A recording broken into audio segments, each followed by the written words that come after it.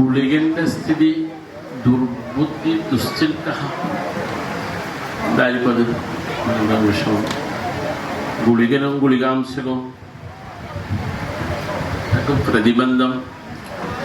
നാസ്തിക ചോര നിസ്വഹ ബാഹ്യോദ സൗമ്യ. മൂലം ഭൂമി മഹീരുഹാദ്യമുദിതം എന്നുള്ള എന്തെങ്കിലും വിഷയത്തിലേക്ക് ചർച്ച ചെയ്യപ്പെടേണ്ട വിഷയമൊന്നും ഉണ്ടാവില്ലല്ലോ. ബുധന് പാപയോഗമില്ല, പക്ഷെ ഗുളികഭവനാധിപത്യം. മേഷാംശകം മൂന്നാം ഭാവാധിപന്റെ അംശകാധിപനായ ഗ്രഹം അഷ്ടമരാശിയിലേക്ക് പോവാം. അങ്ങനെ ഇത് കാണണോ?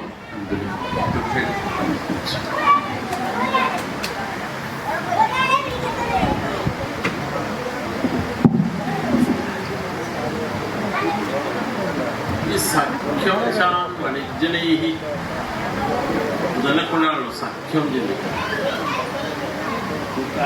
കൂട്ടായ്മ ഇതൊക്കെ വരുന്നത്.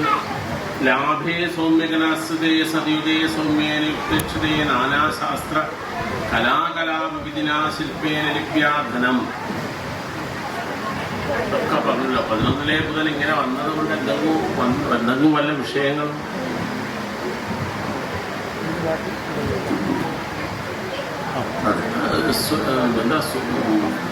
സഹോദരങ്ങളെ ദ്വേഷിക്കുന്ന ആളായിരിക്കും അല്ലേ? സ്വത്തദ്ദുഷ അല്ലേ? അതെ, 3 വന്നു കഴിഞ്ഞാൽ ഇപ്പൊ പരസ്പരം ചേർന്ന് സഹകരിച്ച് പ്രവർത്തിക്കുന്നവരുടെ ബുദ്ധിയെ മലീമസമാക്കുക എന്നുള്ള എന്തോ ഒരു വൈഷമ്യത സംഭവിക്കുന്നത് ശ്രദ്ധിക്കണം. അന്നപാനാദികളില് ഉണ്ടാവുന്ന എന്തെങ്കിലും വിഷമങ്ങൾ, വൈഷമ്യം ഉള്ള അന്നപാനാദികളോട് താല്പര്യം തോന്നുക, അങ്ങനെ വല്ല ഉപദ്രവങ്ങള്.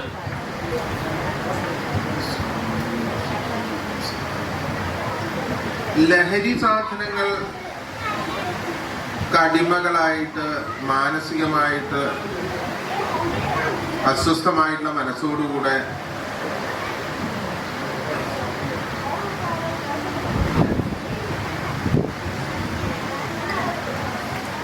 അത് തന്നെ നാശത്തിനും കൂടെ കാരണമാകും.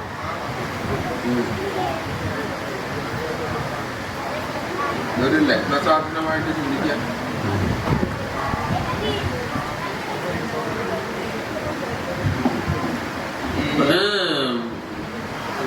ഈ അഞ്ചവകാശികളുള്ള ആളുകളാണ്, അല്ലെങ്കിൽ അഞ്ചവകാശികളാണ് ഇതിൻ്റെ ഉടമസ്ഥന്മാരെങ്കിലും അതിൽ ഒരാൾ ശത്രുവായി നിൽക്കും എന്ന് പറയേണ്ടതെങ്കിൽ അതായിരിക്കും ഇതിൻ്റെ ഒരു വിഷയത്തിൽ. ആരൂഢപതിയായിരിക്കുന്ന ചന്ദ്രൻ 5ാമത്തെ അംശം. ഈ 5 പേര് കൂടി ചേർന്ന് എഴുതി കൊടുക്കേണ്ടതാണ് ഈ ഭൂമിയെങ്കിൽ അതിൽ ഒരാളെന്തോ ശ്രദ്ധം ദിശത്ത്. അതെ, അല്ല ഇതില് അല്ല ആദ്യം ഈ ഭൂമി 5 പേർക്ക് അവകാശപ്പെട്ടതാണ്. ഈ 5 പേര് വിചാരിച്ചാലേ എഴുതിക്കാൻ സാധിക്കുള്ളൂ.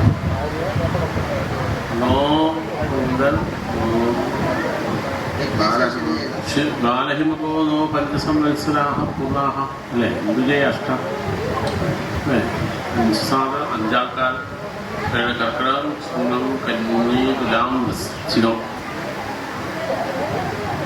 കർക്കിടകം ചിങ്ങം കന്നി തുലാം വൃശ്ചികം. അല്ല, ഈ 3ാം ഭാവത്തിൽ നിൽക്കുന്ന ഗുളികന് വർഗോത്തമാംശകവും ചൊവ്വയുടെയും വ്യാഴത്തിന്റെയും ശുക്രന്റെയും ദൃഷ്ടിയും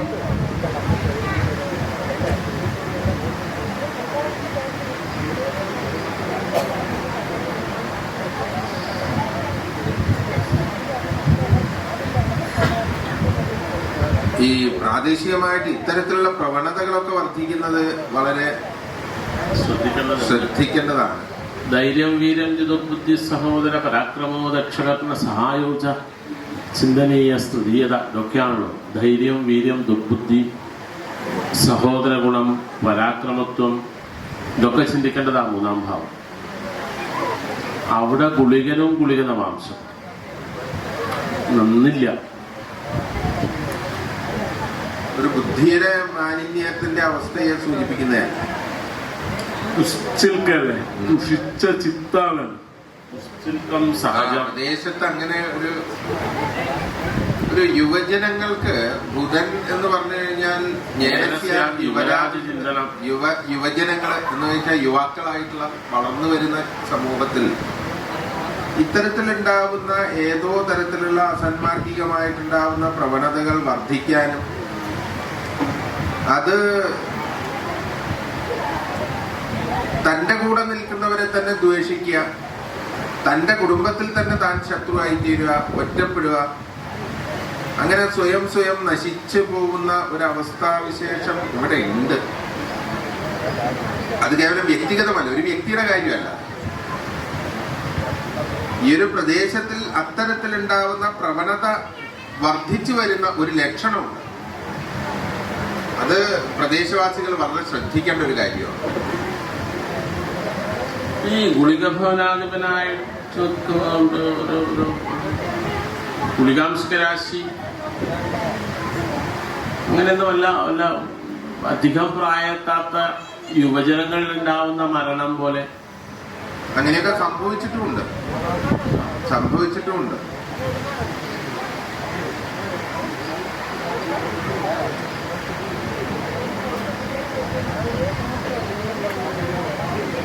ബന്ധുജനങ്ങൾ കാരണമായിട്ടൊക്കെ ഉണ്ടാവുന്ന മരണങ്ങളും അപവാദം കാരണമായിട്ടുള്ള മരണങ്ങള് ഇത്യാദി കാര്യങ്ങൾക്കൊക്കെ പ്രവണതയ്ക്ക് തന്റെ മനസ്സിനെ ദോഷം ആക്കി തീർക്കാൻ കാരണം കൃത്രിമമായിട്ടുണ്ടാവുന്ന ഇത്തരം ഉപയോഗങ്ങളുടെ ഒരു ആധിക്യമാണ് എന്ന് നമ്മൾ മനസ്സിലാക്കേണ്ടതുണ്ട്. അതിനെ കുറച്ചു കൊണ്ടുവരാനോ അതിനെ തീർത്തും ഇല്ലായ്മ ചെയ്യാനോ ഗ്രാമവാസികൾ ഒറ്റക്കെട്ടായിട്ടൊരു കർമ്മ പദ്ധതി തന്നെ ഉണ്ടാക്കുന്നത് ഏറ്റവും അത്യാവശ്യമാണ്.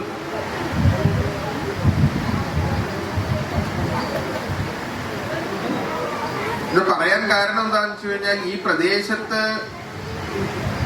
സംഭവിക്കുന്ന ആപത്തുകളുടെ ഒരു സൂചനയും കൂടെ ഈ പ്രശ്നത്തിലുണ്ട്.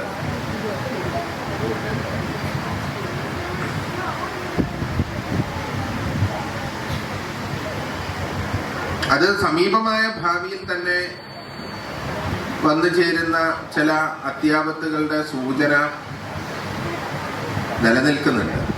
അതൊക്കെ ഒരു ദുഷ്പേരിന്, ചീത്ത കുപ്രസിദ്ധിക്ക് കാരണമായി തീരുന്ന ലക്ഷണമായിട്ടാണ് വരാൻ ഇടയുള്ളത്.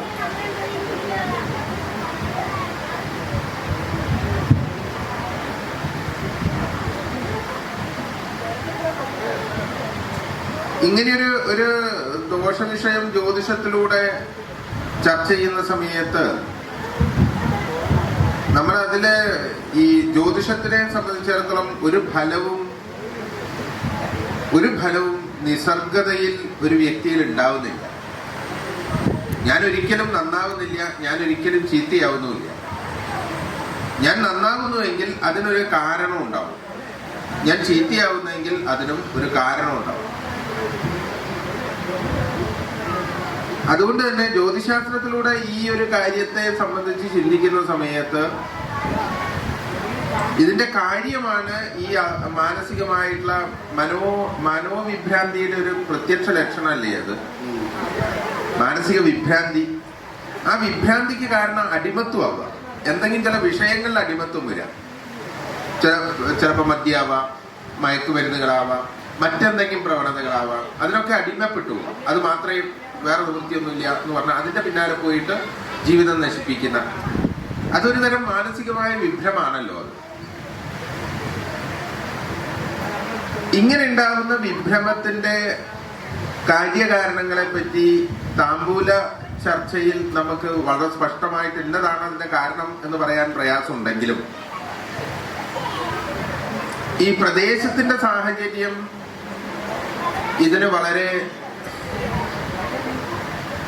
തെളിവുകൾ തരുന്നതല്ല എങ്കിലും ഗ്രഹസ്ഥിതിയിൽ വളരെ സ്പഷ്ടമായിട്ടുള്ള ഒരു കാര്യം എന്താന്ന് വെച്ചാൽ ഒരു ബ്രാഹ്മണ ദമ്പതികളുടെ ശാപം ഈ സ്ഥലത്ത് ഗുളികന്മാരുടെ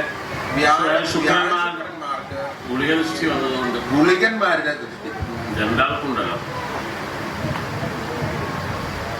ഇതാണ് ഇതിന്റെ ഹേതു. തസ്മിൻ ഉപേത്ര രണ്ടായിട്ട് തന്നെ ചിന്തിക്കാനുള്ള. ഇതിന് ഈ പ്രദേശം വന്ന് നോക്കിക്കഴിഞ്ഞാൽ ഒരു ബ്രാഹ്മണ സംസ്കാരത്തിന് പറ്റിയ ഭൂമിയല്ല. അങ്ങനെ ഉണ്ടെന്ന് വിശ്വസിക്കാൻ പ്രയാസമുള്ള കാര്യമാണ്. പക്ഷെ ഇങ്ങനെ സംഭവിച്ചിട്ടുണ്ട്.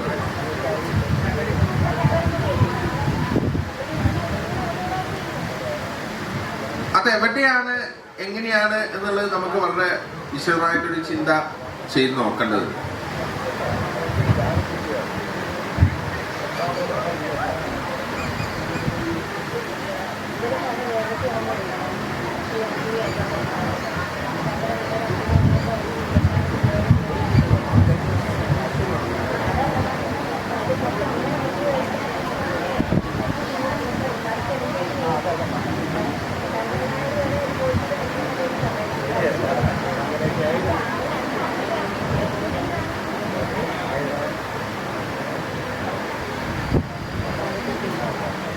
താമ്പൂലാരുടെ 4 അംശം പോകാം. 5ാമത്തെ അശീലവാംശം. സ്വർണ്ണാരൂഢപതി 4ാമത്തെ അംശത്തിൽ സ്ഥിതി. ഇപ്പൊ ഈ 3 പേരായിരിക്കോ 4 പേരായിരിക്കോ ഈ പ്രശ്നം എഴുതി കൊടുക്കേണ്ട ആളുകൾ ഇന്നത്തെ അധികാരികൾ. ലഗ്നാധിപനെ കൊണ്ട് ഇത് നിശ്ചയിക്കാൻ അധിപതി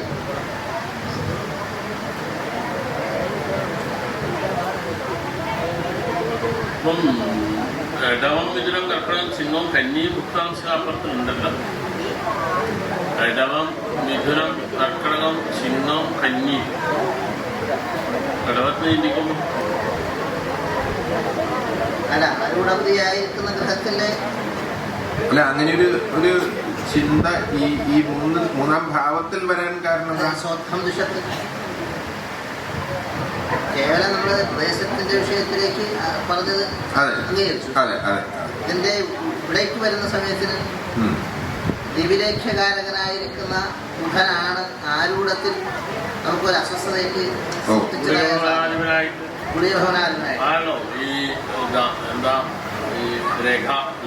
അതെ എഴുത്ത്, ഗണിതം, വാക്ക്, കളി, കൗശലം അല്ലെ? എഴുത്തും ഗണിതം, വാക്ക്, കളിയും കൗശലങ്ങളും ജ്ഞാനം, ഒക്കും പക്ഷികളും ബുധക്കാണുള്ള ഈ എഴുത്ത് രേഖകൾ. സ്വർണ്ണാരൂഢപതി ആയിരിക്കുന്ന ഗ്രഹം സ്വർണ്ണാരൂഢത്തിൽ 2ാം ഭാവത്തിലായിരിക്കുന്ന ഗ്രഹം ആരൂഢത്തിൽ. ഗുളികഭവനാധിപൻ ആയിരിക്കുന്ന ഗ്രഹം ആരൂഢത്തിൽ. ഈ 2ാം ഈ ബുധന്റെ നവാംശകമാണ് അസ്വസ്ഥത സൂചിപ്പിച്ചതായ ഒരു 10ാമത്തെ രാശി ചൊവ്വയുടെയും സൂര്യന്റെയും ഒക്കെ ബന്ധത്തോടുകൂടി നിൽക്കുന്നത്. അപ്പം അങ്ങനെ എന്തെങ്കിലും ഈ ആഭ്യന്തര വിഷയത്തിൽ തന്നെ എന്തെങ്കിലും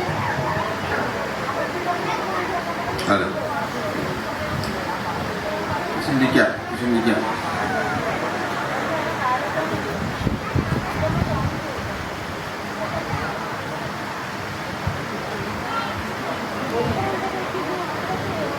ഈ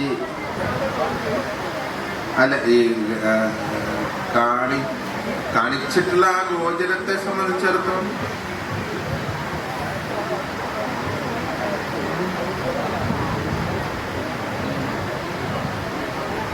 അങ്ങനെയാണോ, അങ്ങനെ തന്നെയാണോ നിയമം ചർച്ച ചെയ്യാൻ? അല്ല, അത് അദ്ദേഹം ചോദിച്ചതേ ഉള്ളൂ. അതിനൊരു വേറൊരു നിയമം ഉണ്ടാക്കിയിട്ട് ഇനിയിപ്പോ നിയമം വേറെ ഉണ്ടാക്കുന്നു വേണ്ട.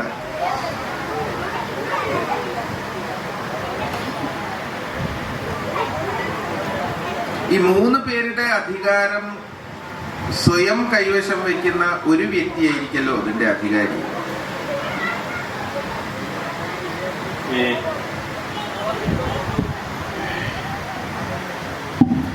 വ്യാഴം, ശുക്രൻ, ചൊവ്വ, കന്നീന ചിന്ത അല്ല കാണിച്ചു. അങ്ങനെ ഒരു അഷ്ടമംഗല പ്രശ്നമാണല്ലോ. ഒന്നുമില്ല. ഏ നിയമല്ലാ പ്രശ്നത്തിലും അത് കുറച്ചുകൂടി ഒന്ന് നോക്കാം, ചിന്തിക്കാം. അങ്ങനെയാണ് വരിക. എന്തോ ഒരു മൂന്ന് അധികാരികളുടെ പൂർണ്ണമായിട്ടുള്ള ഉത്തരവാദിത്വവും ഒരു വ്യക്തിയിൽ നിക്ഷിപ്തമായി ആ വ്യക്തി കാര്യനിർവഹണം ചെയ്യുന്നു എന്ന് പറയാനുള്ള നിയമം കന്നിരാശിയെ കൊണ്ട് ഉണ്ട്.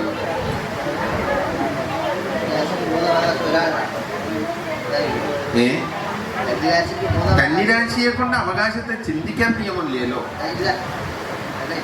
അല്ല, അതെന്താ വ്യാധിഷ്ഠമായ കന്നിരാശി? അയ്യോ, ഗുരോഹോ അവകാശ ബാഹുല്യം. അതെന്താ കർക്കിടകത്തിലേക്കില്ലേ?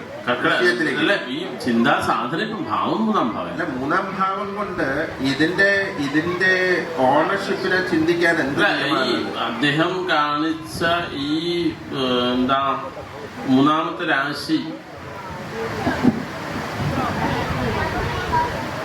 മൂന്നാമത്തെ ഭാവത്തിൽ നിന്ന് നമ്മൾക്ക് ഇതിന്റെ ഒരു ഓണർഷിപ്പിനെ ചിന്തിക്കാനുള്ള ഒരു നിയമം എവിടെയെങ്കിലും പറഞ്ഞിട്ടുണ്ട്? ബുധന്റെ ഈ അദ്ദേഹം അവകാശത്തെക്കാൾ എഴുത്ത്, ഗണിതം, വാക്ക്. ഞാൻ ചോദിക്കട്ടെ, എനിക്ക് ഒരു ആശങ്ക മാത്രമേ. ഇപ്പൊ നമുക്ക് ഭാവിയിൽ ശ്രീപാദശങ്കരി എന്ന ദേവി സാന്നിധ്യത്തിനെ ഇവിടെ പ്രതിഷ്ഠിക്കണം. ആ സമയത്ത് ഈ ഭൂമിയിൽ എത്ര ദേവതകളെ ഉപദേവതകളായിട്ട് അഥവാ സ്ഥലദേവതകളായിട്ട് അഥവാ പ്രാധാന്യത്തോടുകൂടെ ആരാധിക്കേണ്ടതുണ്ട് എന്നൊരു ചോദ്യം നമ്മൾ പ്രതീക്ഷിക്കേണ്ട ഈ പ്രശ്നത്തിന്. അതെ, പ്രതീക്ഷിക്കുന്നില്ലെങ്കിലും നമ്മുടെ മുന്നിലേക്ക് അത് എന്തായിരുന്നാലും കയറി വരുമല്ലോ. അല്ല, കേവലം 3 കൊണ്ട് ഇത് മാത്രം ചിന്തിക്കണമെന്നല്ല ഞാൻ പറഞ്ഞത്. എന്റെ ചിന്ത ഈ ആരൂഢപതി എന്നുള്ളതായ കർക്കടാധിപതിയായിരിക്കുന്ന ചന്ദ്രന്റെ 5 അംശങ്ങൾ. അതെ, അത് സാന്നിധ്യങ്ങളാണല്ലോ. അല്ല, ലഗ്നം സാന്നിധ്യത്തെക്കാളും ഈ ലഗ്നം എന്നുള്ളത് ഇതിന്റെ ഓണർഷിപ്പ്, ഈ ഭൂമിയുടെ ഉടമസ്ഥത എന്ന നിലയിൽ ചിന്തിക്കുമ്പോൾ ഇന്ന് ഇത് എന്റേതാണ് എന്നാണല്ലോ ചന്ദ്രൻ കാണിച്ചത്. ഇത് തന്നെ തന്നെയാണ്, ഇത് ബലുണ്ട്. അതിനൊരു 2 പക്ഷത്തെ സൂചിപ്പിച്ചതാണ്. ഇത് ഈ ലഗ്നനിശ്ചയില്ലാത്തോണ്ടായി. ഇപ്പോ ഈ ലഗ്നം സ്ഥാനം എന്നുള്ളൊരു സങ്കല്പത്തിൽ അതെ, അതിന്റെ ഗുണം അത് ലഗ്നം തന്നെ ആയിരിക്കുമല്ലോ അതിന്റെ അവകാശി. എന്നാലും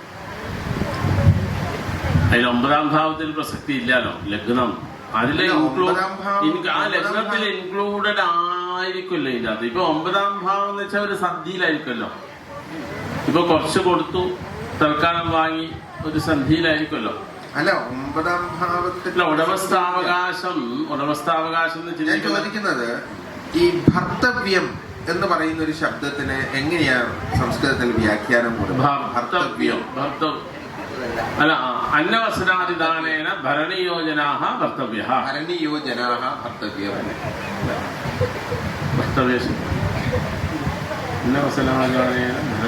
അല്ല, അങ്ങനെ ഒരു നിയമത്തിനെ അവതരിപ്പിച്ചാലേ നമുക്ക് അതിലൂടെയല്ലേ പോവാൻ പറ്റൂ. അല്ല, അത് അല്ല അത്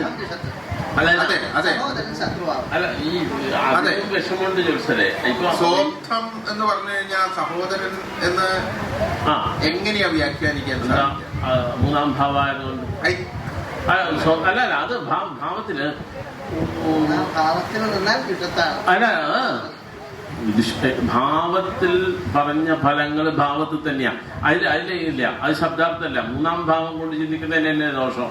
അതിലെന്താ പറഞ്ഞ ധൈര്യം, വീര്യം ച ദുർബുദ്ധി, സഹോദര പരാക്രമോ, ദക്ഷകർണ സഹായോജ ചിന്തനീയ ദിശത്താണ്. ആര് ഭാവഹീനമായിട്ട് ഗുളിയന്റെ ഫലാന്നെ വെറുതെ കണ്ടോ അല്ല, അങ്ങനെയല്ല. ഈ അവസാന കാലത്ത് ഈ ഭാവത്തിൽ നിൽക്കുന്ന ഈ ഒരു കാലദോഷവാദ്യ ഫലാണ്. ഇപ്പോ ഗുളികൻ എന്ന് പറഞ്ഞത് കാലദോഷവാദ്യ ഭാവത്തിന് തന്നെയാണ് ചോദിച്ചത്. സ്വന്തത്തിൽ നിന്ന് ഉത്ഥാനം ചെയ്തു, ഭാവത്തിൽ നിന്ന് ഉത്ഥാനം ചെയ്തത്, ഭാവത്തിൽ നിന്ന് ഉത്ഥാനം ചെയ്തു സ്വത്വം. അതല്ലേ ഉള്ളൂ, സ്വത്വം ദിശ. അത്രേ ഉള്ളൂ. അത് ആ ഭാവം തന്നെയാണ്, അത് സഹായസ്ഥാനം തന്നെയാണ്. അതെ, മുന്നിൽ നിന്നുള്ള ഫലല്ലേ അത്. അതേ ഈശ്വര ദുഷ്യന്തല്ലേ, നല്ല ഫലമില്ലാലോ, വെറുതെ വന്നാൽ.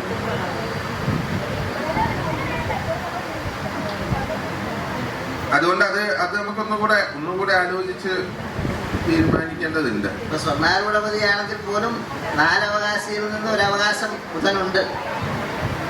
സ്വർണ്ണാരൂഢം ഇടവൻ രാശിയായി ശുക്രന്റെ 4 അംശകം, 3 അംശകം പൂർണ്ണമാണ്. അപ്പൊ 3 ആണോ 4 ആണോ, അതിനൊരാള് ബുധനാണ്. ഭാവേശ മുക്താംശ സമാന സംഖ്യാഭാവ തത് അംശേഷ ഗുണാന്വിതാഹ.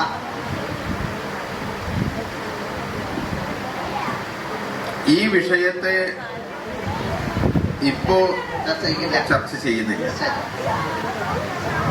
എന്തുകൊണ്ടെന്ന് വെച്ചാൽ അതല്ല, അതുകൊണ്ടല്ല, ഇതിൽ ദുരൂഹതയില്ല.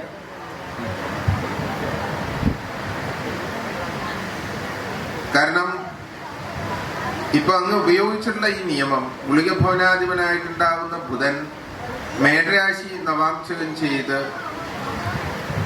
അവിടെ 2ാം ഭാവത്തിന്റെ അധിപതിക്കുള്ള ഉച്ചസ്ഥിതിയും കൂടി ഉണ്ടാവുമ്പോൾ അത് കുറച്ചൊരു കാപട്യം ഇതിന്റെ രേഖാവിഷയമായിട്ടുള്ള വിഷയത്തിൽ വന്നുപോയിട്ടുണ്ട്. കാരണം രാഹു യാതൊരു ഭാവത്തിൽ ഭാവാധിപന്റെ യോഗത്തിൽ നിൽക്കുന്നുവോ അവിടെയൊക്കെയല്ലേ ദോഷം പറഞ്ഞത്. ഇപ്പൊ രേഖാപതിയായിട്ടുണ്ടാവുന്ന സൂര്യന് രാഹു സമ്പർക്കം വരികയും അവിടെ 3ാം ഭാവാധിപന്റെ സമ്പർക്കം വരികയൊക്കെ ചെയ്യുന്നതുകൊണ്ട് ഇതിന്റെ രേഖാപരമായിട്ടുണ്ടാവുന്ന ചില ഒരു ചൊവ്വ ബുധന്റെ സമ്പർക്കത്തിൽ നിൽക്കുന്ന സമയത്ത് പറഞ്ഞിട്ടുള്ള എന്തല്ല, മൂലാദി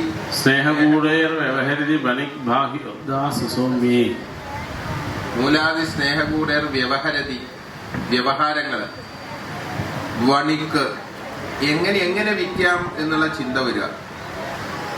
ബാഹുയോദ്ധ അവിടെ കയ്യാങ്കളി എന്ന് പറയുന്നതുകൊണ്ട് കൃത്രിമമായി ഇതിനെ ഉപയോഗിക്കാവുന്ന വഴികൾ മുഴുവനും ആലോചിച്ചുള്ള ഏതൊരു പൂർവ്വ ചരിത്രമുണ്ട്. അതിപ്പോ ഇന്ന് കൈവശം വയ്ക്കുന്നവരുടെ ഒന്നും ആരോപിക്കേണ്ട വിഷയങ്ങളല്ല. നമ്മൾ അങ്ങനെ കണ്ടുവെക്കാതെ അത് കുറച്ചും കൂടി ഒന്ന് ക്ലാരിറ്റി വന്നതിന് ശേഷം ഇപ്പൊ ഇതിൽ നിന്ന് നമ്മൾ മനസ്സിലാക്കേണ്ടത് ഈ ഒരു രക്ഷസുകളുടെ ദോഷാംശത്തെ ചിന്തിച്ച് പരിഹരിക്കേണ്ടതായിട്ടുണ്ട് ഈ പ്രദേശത്തേക്ക് സദ്ബുദ്ധിക്ക് വരാൻ. വിഷയമായിട്ട് ചിന്തിക്കേണ്ടി വരില്ലേ, വ്യാഴത്തെ കൊണ്ടും ശുക്രനെ കൊണ്ടും ദമ്പതികളായ പോലെ.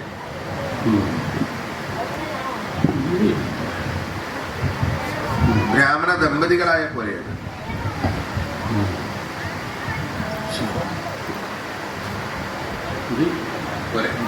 അത് നോക്കാം, നോക്കിയിട്ട് ഒരു വിഷയത്തിൽ എത്ര ഈ ഒറ്റ ഒരു സാഹചര്യത്തിന് വേണ്ടിക്കൊണ്ട് മാത്രം ഒരു കാര്യം ചോദിക്കുകയാണ്. ഈ ദേശത്ത് ഒരു കൃഷ്ണനുണ്ട്, എവിടെയാണെന്നറിയോ? ഉണ്ടോ ഇല്ലയോ എന്ന് മാത്രം പറയാം. ഒരു കൃഷ്ണൻ ഈ ദേശത്തുണ്ട്, അത് കൃഷ്ണൻ തന്നെയാണ്.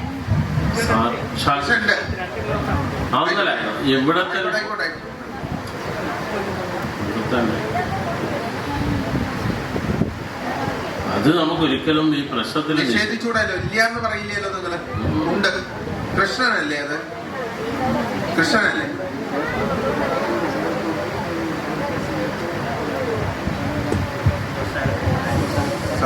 ഗ്രാമത്തിലെ കൃഷ്ണനല്ല, ഗോശാല കൃഷ്ണനാണ് സാർ. അല്ല, ഇത്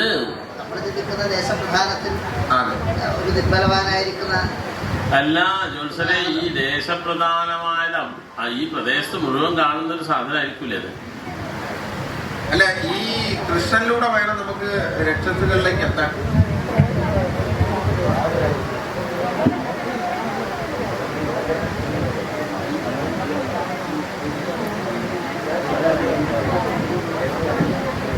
കൃഷ്ണന്റെ ചരിത്രമുണ്ട്. രക്ഷസിന്റെ വിഷയം പലർക്കും ചർച്ച ചെയ്തിട്ടുള്ളതാണ്.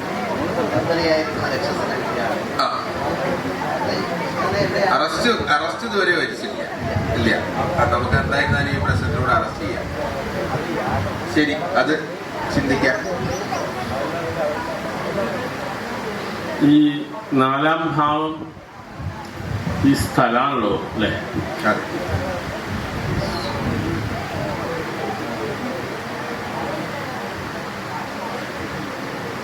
ഗൃഹം ആണല്ലോ പറഞ്ഞ. അതെ അതെ.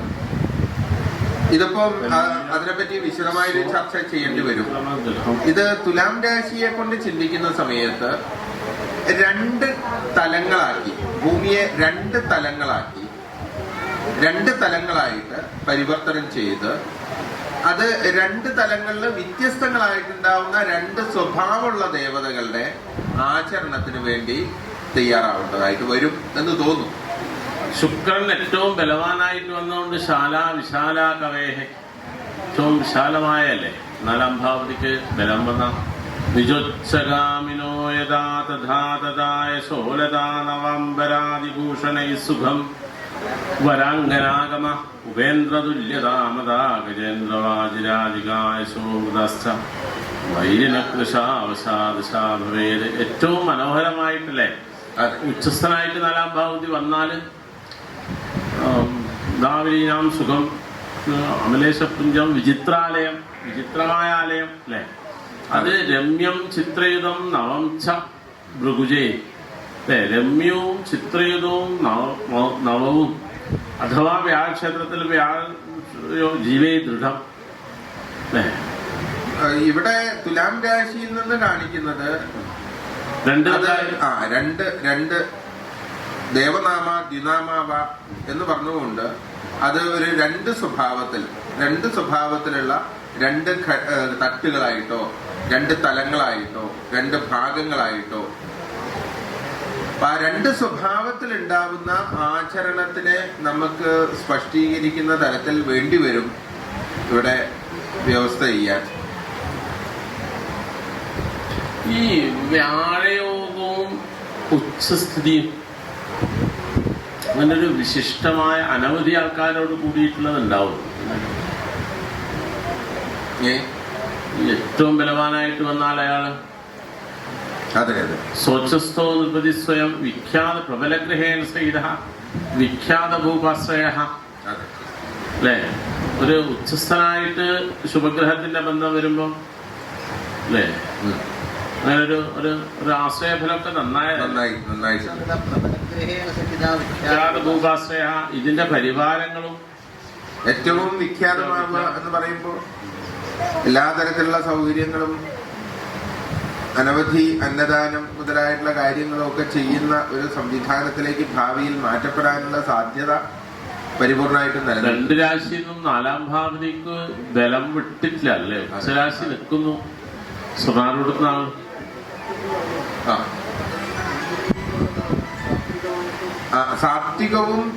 സാത്വികവും രജോഗുണ പ്രധാനമായിട്ടുണ്ടാവുന്ന 2 സ്വഭാവം. രജോഗുണി തമോ ഗുണത്തിലേക്ക് പോകുന്നില്ല. രജോഗുണവും പാരസ്പരികമായിട്ട് ബന്ധപ്പെടുന്ന തരത്തിലുള്ള 2 സ്വഭാവങ്ങളെ സമ്മേളിപ്പിക്കേണ്ടതായിട്ട് വരും.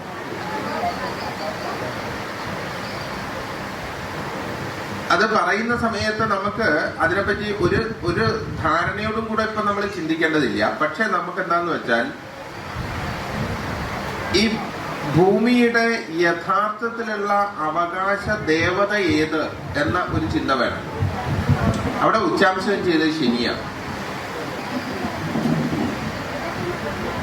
അപ്പം അത് ശാസ്ത്രാദികളായിട്ടുണ്ടാവുന്ന ദേവത എന്ന് പറയുന്ന സമയത്ത് അത് ശാസ്താവാണോ, മലദേവ സ്വഭാവത്തിലാണോ എന്നൊക്കെ നമുക്ക് ചിന്തിച്ചതിന് ശേഷം മാത്രമേ ആ ഒരു പ്രയോറിറ്റിക്ക് അനുസരിച്ച് മാത്രമേ ബാക്കി കാര്യങ്ങളെ സംബന്ധിച്ച് അതെ 2 തലങ്ങളായിട്ട് പരിവർത്തനം ചെയ്ത് അത് 2 തലങ്ങളിൽ വ്യത്യസ്തങ്ങളായിട്ടുണ്ടാവുന്ന 2 സ്വഭാവമുള്ള ദേവതകളുടെ ആചരണത്തിന് വേണ്ടി തയ്യാറാവേണ്ടതായിട്ട് വരും എന്ന് തോന്നും. ശുക്രൻ ഏറ്റവും ബലവാനായിട്ട് വന്നുകൊണ്ട് വിശാല കവേഹ, ഏറ്റവും വിശാലമായല്ലേ 4-ാം ഭാവതിക്ക് ബലം വന്ന നിജോത്സഗാമിനോ യഥാ തഥാ തഥായ ശോലതാ നവംബരാദിഭൂഷണൈ സുഖം വരാംഗനാഗമ ഉപേന്ദ്രതുല്യതാമതാ ഗജേന്ദ്രവാജിരാജികായശോഹൃതശ്ച വൈരിനകൃശാവശാദശാ ഭവേത്. ഏറ്റവും മനോഹരമായിട്ടല്ലേ ഉച്ചസ്ഥനായിട്ട് 4-ാം ഭാവത്തിൽ വന്നാൽ ദാവിലീനാം സുഖം അമലേശപുഞ്ചം വിചിത്രാലയം, വിചിത്രമായ ആലയം അല്ലേ? അത് രമ്യം ചിത്രയുധം നവം ച ഭൃഗുജേ അല്ലേ? രമ്യവും ചിത്രയുധവും നവവും അഥവാ വ്യാഴക്ഷേത്രത്തിൽ ജീവേ ദൃഢം അല്ലേ?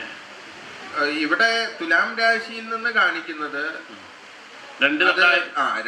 രണ്ട് ദേവനാമ ദ്വിനാമാവ എന്ന് പറഞ്ഞുകൊണ്ട് അത് ഒരു രണ്ട് സ്വഭാവത്തിലുള്ള 2 തട്ടുകളായിട്ടോ 2 തലങ്ങളായിട്ടോ 2 ഭാഗങ്ങളായിട്ടോ ആ 2 സ്വഭാവത്തിൽ ഉണ്ടാവുന്ന ആചരണത്തിനെ നമുക്ക് സ്പഷ്ടീകരിക്കുന്ന തരത്തിൽ വേണ്ടിവരും ഇവിടെ വ്യവസ്ഥ ചെയ്യാൻ. ഈ വ്യാഴയോഗവും ഉച്ചസ്ഥിതിയും അങ്ങനെ ഒരു വിശിഷ്ടമായ അനവധി ആൾക്കാരോട് കൂടിയിട്ടുള്ളത് ഉണ്ടാവും. ഏറ്റവും ബലവാനായിട്ട് വന്നാൽ അയാള് സ്വച്ഛസ്ഥോ നൃപതി സ്വയം വിഖ്യാത പ്രബലഗ്രഹേണ സഹിത വിഖ്യാത ഭൂപാശ്രയ അല്ലേ? ഒരു ഉച്ചസ്ഥനായിട്ട് ശുഭഗ്രഹത്തിന്റെ ബന്ധം വരുമ്പോ അല്ലേ അങ്ങനെ ഒരു ആശ്രയഫലമൊക്കെ നന്നായിട്ടുണ്ട്. ഭൂപാശ്രയ ഇതിന്റെ പരിവാരങ്ങളും ഏറ്റവും വിഖ്യാതമാവുക എന്ന് പറയുമ്പോൾ എല്ലാ തരത്തിലുള്ള സൗകര്യങ്ങളും അനവധി അന്നദാനം മുതലായിട്ടുള്ള കാര്യങ്ങളും ഒക്കെ ചെയ്യുന്ന ഒരു സംവിധാനത്തിലേക്ക് ഭാവിയിൽ മാറ്റപ്പെടാനുള്ള സാധ്യത പരിപൂർണമായിട്ടും നിലനിൽക്കും. 2 രാശിയിൽ നിന്നും 4-ാം ഭാവത്തിലേക്ക് ബലം വിട്ടിട്ടില്ല അല്ലേ? ഉച്ചരാശി നിൽക്കുന്നു, സ്വർണ്ണാരൂഢത്താണ്.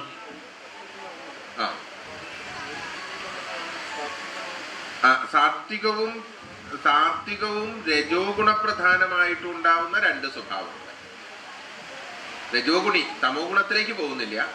രജോ ഗുണവും സത്വഗുണവും രജോ ഗുണവും പാരസ്പരികമായിട്ട് ബന്ധപ്പെടുന്ന തരത്തിലുള്ള 2 സ്വഭാവങ്ങളെ സമ്മേളിപ്പിക്കേണ്ടതായിട്ട് വരും.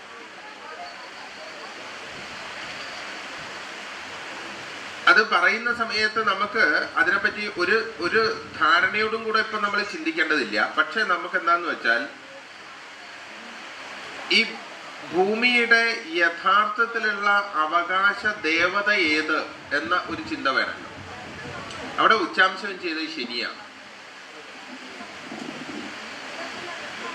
അപ്പം അത് ശാസ്ത്രാദികളായിട്ടുണ്ടാവുന്ന ദേവത എന്ന് പറയുന്ന സമയത്ത് അത് ശാസ്താവാണോ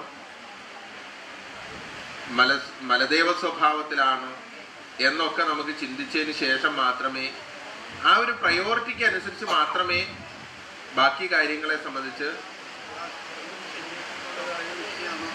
അതെ അതെ അതെ അതെ അപ്പൊ ഒന്ന് വ്യക്തമായതിനു ശേഷം മാത്രമേ നമുക്ക് അതിലേക്ക് കൂടുതൽ തെളിവുകളിലേക്ക് നമുക്ക് പോകണ്ടുള്ളൂ. ആചരണങ്ങൾ ആചരിക്കേണ്ടതായ ഏത് തരത്തിലുള്ള ആചരണങ്ങൾ അത്യാവശ്യമായ ഭൂമിയാണോ ആ ഭൂമിയിലുള്ള ആചരണങ്ങളുടെ മൊത്തം വൈകല്യങ്ങളെ സൂചിപ്പിക്കുന്നതാണ് പത്രവും ഭാവവും ഏതാണ്ട് അങ്ങനെ തന്നെയാണല്ലോ. 4 ചൊവ്വയും 4 ശനിയും ഒക്കെ ചിന്തിക്കുന്ന സമയത്ത് പാരമ്പര്യങ്ങളുടെ ചിന്ത 5-ാം ഭാവം. അതെ അതെ അങ്ങനെ തന്നെയാണ്. അങ്ങനെ ചിന്തിച്ചു പോയാൽ പോലെ അങ്ങനെ തന്നെയാ പറ്റുക. അങ്ങനെയാണെങ്കിൽ ഈ ഭാവത്തിന്റെ പത്രത്തിന് കേടും ഭാവാധിപൻ ശനിയോഗത്തിൽ ദുസ്തനുമാണല്ലോ. അപ്പോൾ ഇതിന്റെ ഒരു കാര്യവിചാരം അഥവാ ഇതിന്റെ ഒരു പദ്ധതിയുടെ കാര്യവിചാരങ്ങൾ ഒന്നും കൂടി ഇരുന്ന് ആലോചിക്കേണ്ടതുണ്ടോ? അതിൽ പോരായ്മയുണ്ടോ? നിർമ്മാണ വിഷയമല്ലാണ്ട് ഇതിന്റെ കാര്യവിചാരം എന്ന് വെച്ചാൽ മൊത്തമായിട്ടില്ലേ വരിക. ട്രസ്റ്റിന്റെ അഡ്മിനിസ്ട്രേഷൻ അഥവാ എന്താ പറയാ അതിന്റെ കാര്യങ്ങൾ എന്ന് വെച്ചാൽ അതിന്റെ മുഴുവനായിട്ടുള്ള ഇതിന്റെ ഉദ്ദേശം മുതൽ എല്ലാ സാധനങ്ങളാണല്ലോ. 5-ാം ഭാവം മനസ്സല്ലേ, പ്രതിഭ ആണല്ലോ. പ്രതിഭ എന്ന് പറഞ്ഞാൽ കാര്യങ്ങളുടെ വിചാരല്ലേ. അതിൻ്റെ ഒരു ടോട്ടൽ ഭാവനയ്ക്ക് ദുസ്ഥിതി, ഭാവയോ അതിൽ കുറച്ചും കൂടി എന്തെങ്കിലും അങ്ങോട്ട് ചർച്ച ചെയ്ത് നേരെയാവേണ്ട വിഷയങ്ങൾ ആഭ്യന്തരമായിട്ട് വിഷയം ശനിയോഗം കർക്കിടകം രാശി അല്ല 5ാം ഭാവം കർക്കിടകം രാശി വിശേഷിച്ച് ഈ ഫലദാന കാലത്ത് നശിച്ചു പോകുന്നതായ രാശിയാണ് കർക്കിടകം രാശി. പ്രത്യേകിച്ചും കർക്കി വൃശ്ചിക മീനങ്ങളുടെ 5ാമത്തെ അംശകം വൃശ്ചികത്തിൽ വരുമെങ്കിലും ഇന്ന് ചന്ദ്രനവാംശകം അവിടെ തന്നെ വരണമെന്ന് കരുതിയിട്ടായിരിക്കുമല്ലോ വിധി വരാൻ പൂയ നക്ഷത്രത്തിന്റെ 4ാം പാദത്തിൽ പ്രശ്നം വയ്ക്കാൻ ഇടയായത്. 5ാമത്തെ അംശം. അപ്പോൾ കുഞ്ഞ് ജനിക്കുമ്പോൾ അമ്മ മരിക്കും എന്നതായ രാശി ഛത്രാരൂഢമായി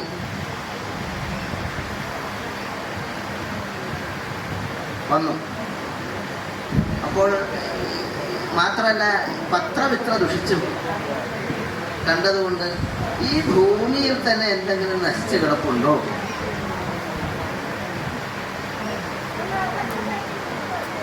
അല്ല, അത് നമ്മൾ ആദ്യം തന്നെ പറഞ്ഞതാണല്ലോ. ഈ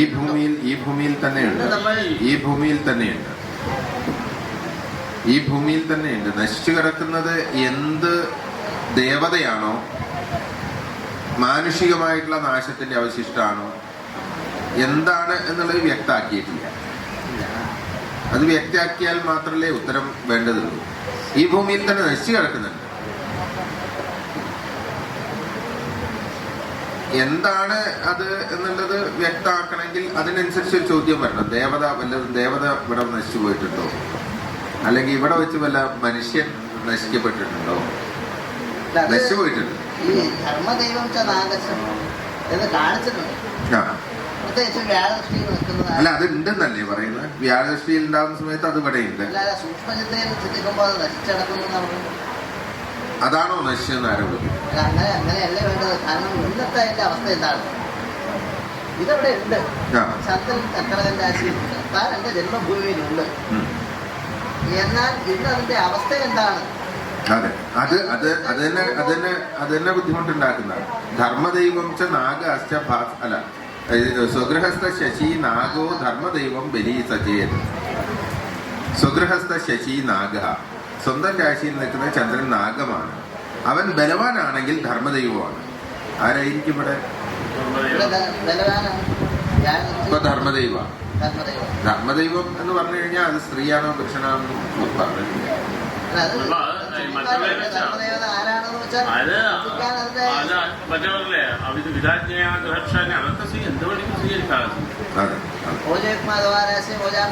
അപ്പൊ നിങ്ങള് പരാമർശിക്കുന്ന വിഷയം ദേവതയുടെ ചൈതന്യനാശം സംഭവിച്ച ഭൂമിയാണോ എന്നല്ലേ? അതാണോ ചോദ്യം?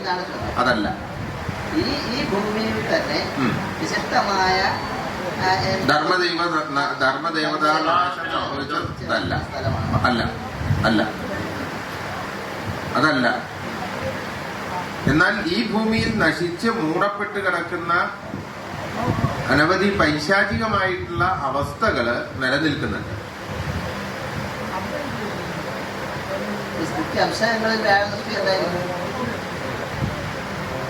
അറിയില്ല.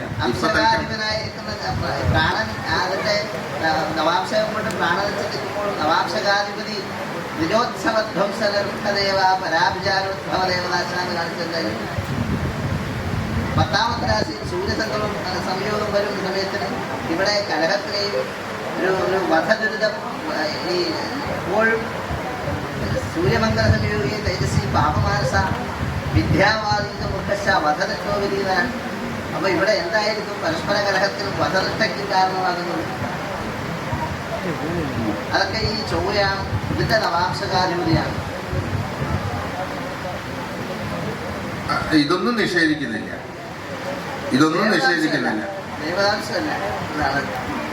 ദേവതാംശം നശിച്ചു കിടക്കുന്ന ഭൂമിയാണ് ഇത് എന്ന് പറയാനുള്ള തെളിവുകൾ ഇത്ര വരെ ആയിട്ടില്ല. പക്ഷേ ഇത്ര വരെ ആയതുകൊണ്ട് ഒരുമിച്ച് നശിച്ച 2 നിലനിൽക്കുന്ന സ്ഥലമാണ്. അത് ഈ സ്ഥലത്ത് ഖനനം നടത്തിക്കഴിഞ്ഞാൽ അതിന്റെ അസ്ഥിയോ അവശിഷ്ടങ്ങളോ നമുക്ക് ലഭിക്കാനുള്ള സാധ്യതയുണ്ടാവും. അത് ഈ ഭൂമിയിൽ തന്നെയാണ് എന്ന് പറയാനുള്ള നിയമം ഇപ്പൊ തൽക്കാലം നമുക്ക് കയ്യിലേക്ക് വന്നിട്ടുണ്ട്. തൽക്കാലം അതില് നിൽക്കട്ടെ അല്ലേ?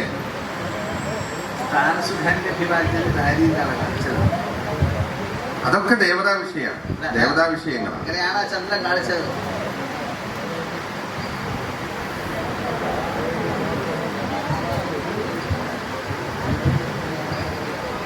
അതെ, സ്ഥാനസുഖാനി അഭിവാഞ്ജതി എന്ന് പറയുന്നതുകൊണ്ട് സ്ഥാനസുഖങ്ങളെ അഭിവാഞ്ചിക്കുന്നു, ആഗ്രഹിക്കുന്നു എന്നല്ലേ? അപ്പൊ അത് ശ്രീപാദശങ്കരിയല്ലേ? അത് ആരൂഢപതിയായിട്ട് നീചാംശം ചെയ്തുകൊണ്ട് ഈ ഇവിടെ നശിച്ചു പോയതായിരിക്കും. എന്ത് ചിന്ത ഏതൊരു വിഷയമായാലും. അല്ല, ഉദയരാശിയുടെ അധിപനായിട്ടുള്ള ഗ്രഹം എന്ന് പറഞ്ഞാൽ അത് ശ്രീപാദശങ്കരി നിശ്ചയിച്ചതാ അല്ലേ? അതിന് ചന്ദ്രൻ ഈ വേതനം വിനാ ബലാത്കാരേണ ബാലോദ്വഹനം എന്നുള്ളത് എന്തെങ്കിലും വന്നു പോവോ ഭാവിയിൽ? ഇല്ല, അതൊന്നും സംഭവിച്ചു. നവാംശകവതി കാണിച്ച പോലെ ദുസ്തനും ശനിയോഗവും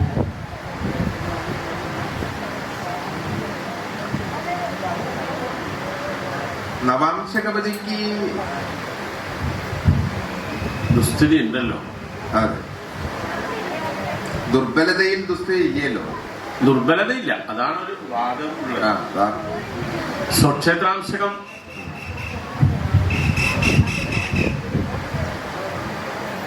അത് നമുക്കൊന്ന് വിശദമായിട്ട് ചിന്തിക്കാം.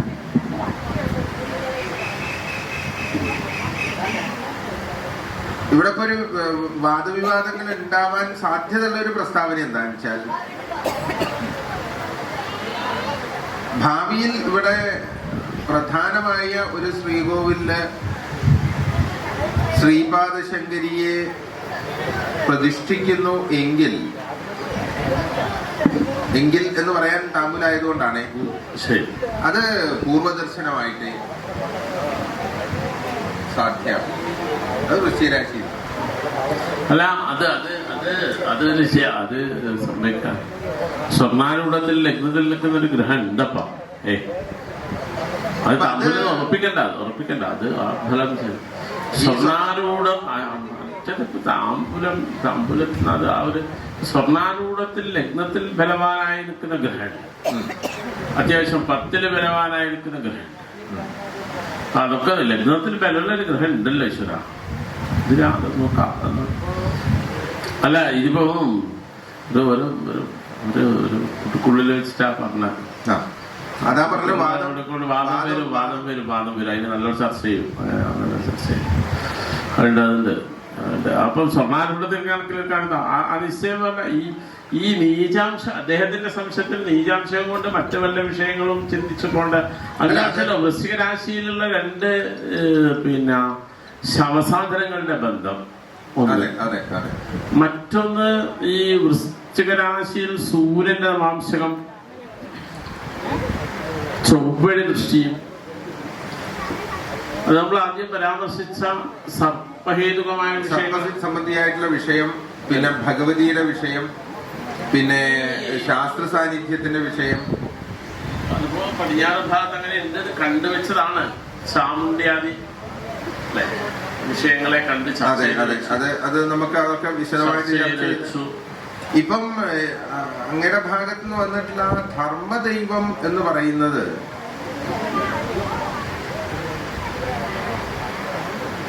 അത് ആചരിക്കപ്പെട്ട സ്ഥലം എന്ന് പറഞ്ഞാൽ ഇവിടെയല്ല, അത് വടക്ക് ഭാഗത്താണ്. വടക്ക് ഭാഗത്താണ് അതിന്റെ ആചരണം ഉണ്ടായത്. കർക്കവിശ്യമീനായതുകൊണ്ട് അങ്ങനെ ഒരു ആചരണം ഉണ്ടായി നശിച്ചു പോയിട്ടുള്ള ലക്ഷണം അത് കേവലം ഈ ഭൂമിയുടെ ആധിപത്യം ഉണ്ടായിട്ടുള്ള കുടുംബത്തിൽ പൂർവകാലഘട്ടത്തിൽ ആചരിക്കുകയും പിൽക്കാലത്ത് അത് നിഷേധിക്കുകയും ചെയ്തിട്ടുള്ള വിഷയം ആ കുടുംബത്തിന്റെ ഐശ്വര്യത്തിന് അഥവാ ഈ കർക്കിടക രാശിയും വൃശ്ചിക രാശിയും തടാകത്തെ ചിന്തിക്കാനാണ്. അതെ അതെ അതെ. തടാകശ്ച. അപ്പൊ ആ മറ്റേ ജലാശയത്തിന്റെ സമീപത്തൊക്കെ ആയിട്ട് പൂർവ്വകാലത്തിൽ ഗ്രഹമോ വീടുകളോ മറ്റോ ഉണ്ടായിരുന്നോ എന്നൊക്കെ നമുക്ക് അന്വേഷിച്ചു. ഈ ഒരു നഷ്ടപ്പെട്ടു പോയ വിഷയത്തിന്റെ ചിന്ത ഈ പ്രശ്നത്തിൽ വേണ്ടതില്ല. തീർച്ചയായിട്ടും വേണ്ട, തീർച്ചയായിട്ടും വേണ്ട. ആ പദാർത്ഥത്തെ എങ്ങനെയായിരിക്കും നമുക്ക്, ആ പദാർത്ഥത്തിന്റെ ചിന്ത എങ്ങനെയായിരിക്കും? അല്ല പദാർത്ഥം എന്ന് പറയണ്ട. അല്ല പദാർത്ഥമല്ല, ഞാനത് ഇപ്പം ഈ ഗ്രഹത്തെ കൊണ്ട് ഒരു നമ്മളിപ്പോ ഇങ്ങനെ ഒരു സ്ഥലത്തായതുകൊണ്ടാണ്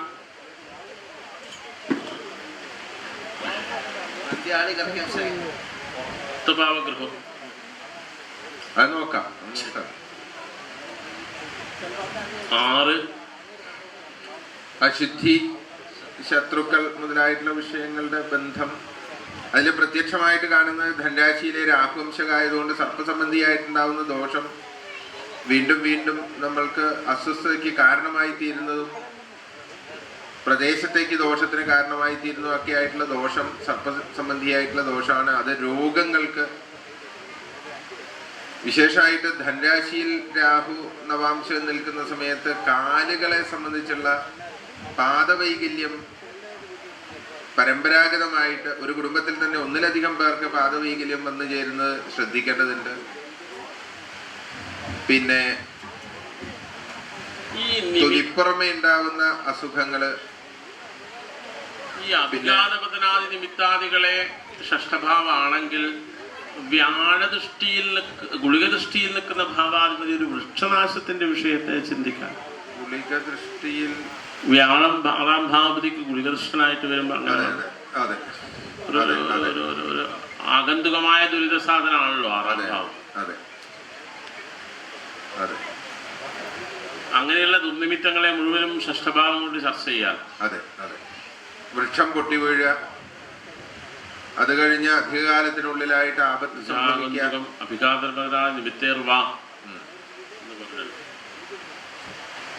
ഒരു വൃക്ഷനാശം, വൃക്ഷനാശത്തിന്റെ ദുരിതം ഇവിടെ എന്തോന്നു? പഴയ കാലത്ത് വല്ല ഒരു ശ്രേഷ്ഠമായ വൃക്ഷങ്ങളോ എന്തോന്നൊരു നാശത്തിന്റെ ദുരിതം ഈ ആകസ്മികമായിട്ട് അങ്ങനെ വീഴുന്നതായിട്ട് കണ്ടു കഴിഞ്ഞാൽ നല്ലേ. അതെ അതെ. ഇതിപ്പോ ചൂടോടുകൂടി പിഴുതു വീഴാനായിരിക്കില്ല സാധ്യത.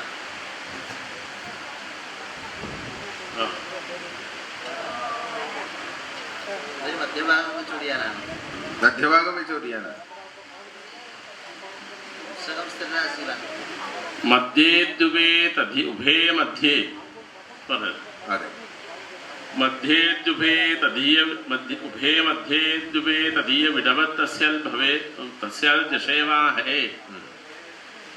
ഉഭയരാശി ആവുമ്പോൾ പകുതിക്കുന്നോ കൊമ്പുകളോ ശാഖകളോ പൊട്ടി വീഴാനുള്ളൊരു വിഷയം. വടക്കിഴക്ക് ഭാഗത്തിൽ നിന്ന് വൃക്ഷം പകുതി പൊട്ടി വീഴും, അത് ഒരു ആപൽ സൂചനയായിരിക്കും എന്നാണല്ലോ അതിന്റെ നിമിത്ത വിഷയം.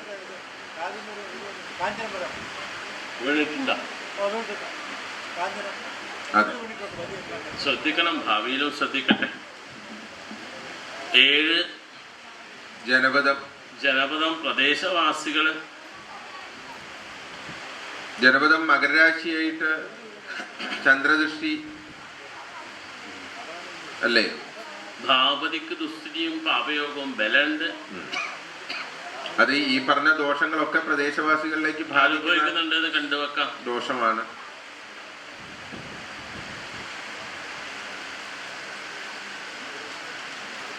ഈ ആഗ്രഹ വിഷയങ്ങൾക്കൊക്കെ 7ാം ഭാവതിക്ക് ബലം വന്നതുകൊണ്ട് ബലവാനായിട്ട് അനിഷ്ടസ്ഥനായിട്ടുണ്ടെങ്കിൽ അല്ല, ഈ ശനിയായതുകൊണ്ട് കാലതാമസം വന്നു. കാലവിളംബം, ഊഹ്യം, ഈ ആഗ്രഹിച്ച കാര്യങ്ങൾ സമയം വൈകിട്ട് നടക്കാന്നുള്ളൊരു ദുരിതം ഉണ്ടായി. മറ്റേ അഷ്ടമത്തിലായതുകൊണ്ട് അതുണ്ടാവില്ല. ശരി, ഇഷ്ടസ്ഥനായതുകൊണ്ട് സദാ. ശരി.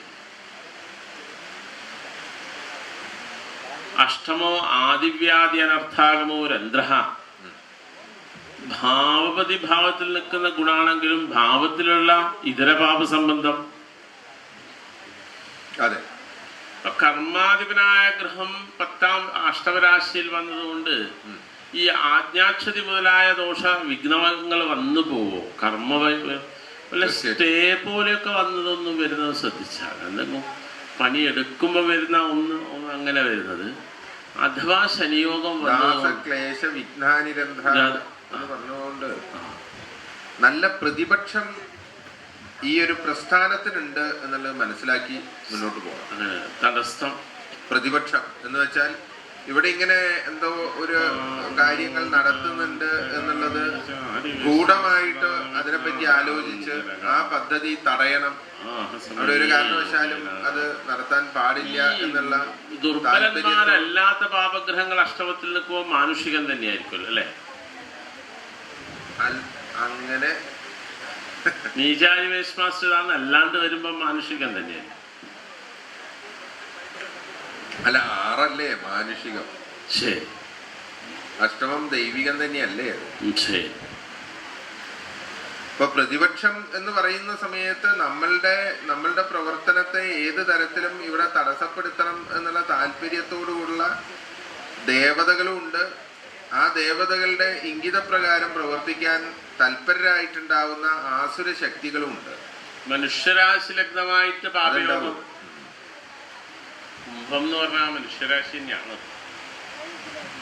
ഇനി 9 ഗുരുപിതാ ഉപദേഷ്ടാവ, അതെ, വ്യാഴശുക്രന്മാരുടെ ബന്ധം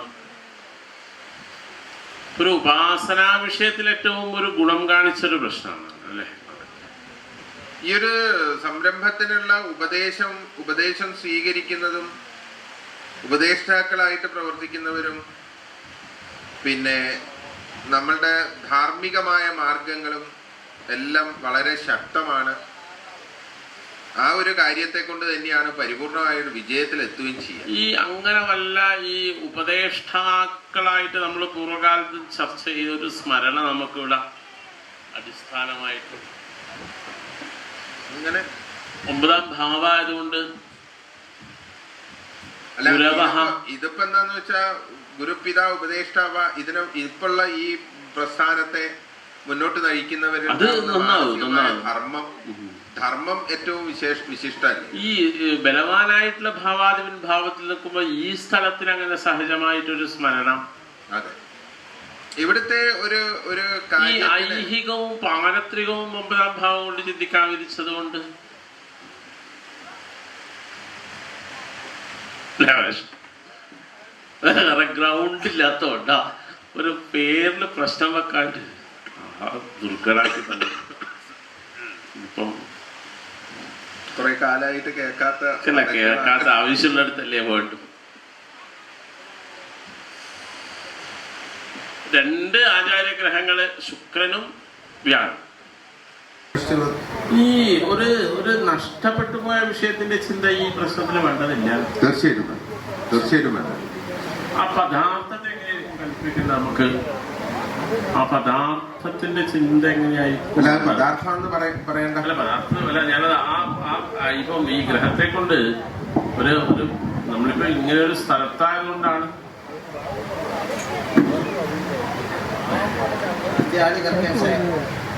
സ്വഭാവഗ്രഹം അത് നോക്കാം. 6 അശുദ്ധി, ശത്രുക്കൾ മുതലായിട്ടുള്ള വിഷയങ്ങളുടെ ബന്ധം. അതിൽ പ്രത്യക്ഷമായിട്ട് കാണുന്നത് ധനരാശിയിലെ രാഹുവംശകായതുകൊണ്ട് സർപ്പസംബന്ധിയായിട്ടുണ്ടാകുന്ന ദോഷം വീണ്ടും വീണ്ടും നമ്മൾക്ക് അസ്വസ്ഥതയ്ക്ക് കാരണമായി തീരുന്നതും പ്രദേശത്തേക്ക് ദോഷത്തിന് കാരണമായി തീരുന്നതും ഒക്കെ ആയിട്ടുള്ള ദോഷം സർപ്പസംബന്ധിയായിട്ടുള്ള ദോഷമാണ്. അത് രോഗങ്ങൾക്ക്, വിശേഷമായിട്ട് ധനരാശിയിൽ രാഹു നവാംശം നിൽക്കുന്ന സമയത്ത് കാലുകളെ സംബന്ധിച്ചുള്ള പാദവൈകല്യം പരമ്പരാഗതമായിട്ട് ഒരു കുടുംബത്തിൽ തന്നെ ഒന്നിലധികം പേർക്ക് പാദവൈകല്യം വന്നു ചേരുന്നത് ശ്രദ്ധിക്കേണ്ടതുണ്ട്. പിന്നെ തൊലിപ്പുറമേ ഉണ്ടാവുന്ന അസുഖങ്ങള്, ഈ അജ്ഞാതപതനാദി നിമിത്താദികളെ ഷഷ്ഠഭാവമാണെങ്കിൽ വ്യാഴദൃഷ്ടിയിൽ ഗുളിക ദൃഷ്ടിയിൽ നിൽക്കുന്ന ഭാവാധിപതി ഒരു വൃക്ഷനാശത്തിന്റെ വിഷയത്തെ ചിന്തിക്കാൻ. ഗുളിക ദൃഷ്ടിയിൽ വ്യാഴം 6ാം ഭാവതിക്ക് ഗുളികദൃഷ്ടനായിട്ട് വരുമ്പോൾ ആഗന്തുകമായ ദുരിത സാധനമാണല്ലോ 6ാം ഭാവം. അങ്ങനെയുള്ള ദുർനിമിത്തങ്ങളെ മുഴുവനും ഷഷ്ഠഭാവം കൊണ്ട് ചർച്ച ചെയ്യാം. അതെ, വൃക്ഷം പൊട്ടി വീഴ, അത് കഴിഞ്ഞ് അധികകാലത്തിനുള്ളിലായിട്ട് ആപത്ത് സംഭവിക്കുക,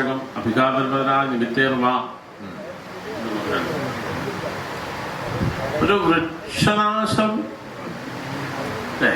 വൃക്ഷനാശത്തിന്റെ ദുരിതം ഇവിടെ എന്തോന്നു പഴയ കാലത്ത് വല്ല ഒരു ശ്രേഷ്ഠമായ വൃക്ഷങ്ങളോ എന്തോന്നൊരു നാശത്തിന്റെ ദുരിതം ഈ ആകസ്മികമായിട്ട് അങ്ങനെ വീഴുന്നതായിട്ട് കണ്ടു കഴിഞ്ഞാൽ നല്ലേ. അതെ, ഇതിപ്പോ മൂടോടുകൂടി വീഴാനായിരിക്കും സാധ്യത.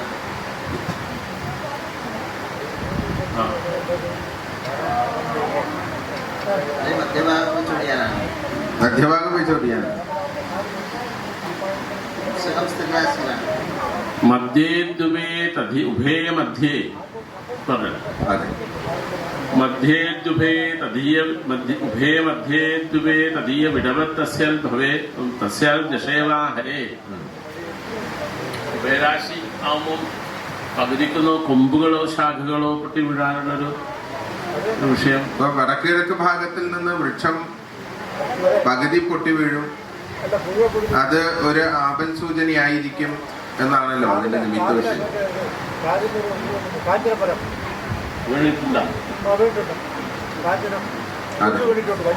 ശ്രദ്ധിക്കണം, ഭാവിയിലും ശ്രദ്ധിക്കട്ടെ.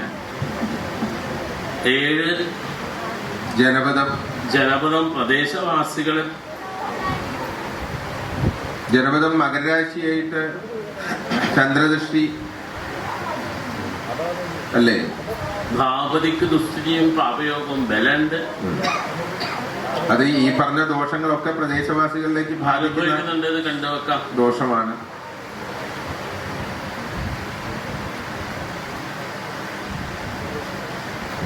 ഈ ആഗ്രഹ വിഷയങ്ങൾക്കൊക്കെ 7ാം ഭാവതിക്ക് ബലം വന്നതുകൊണ്ട്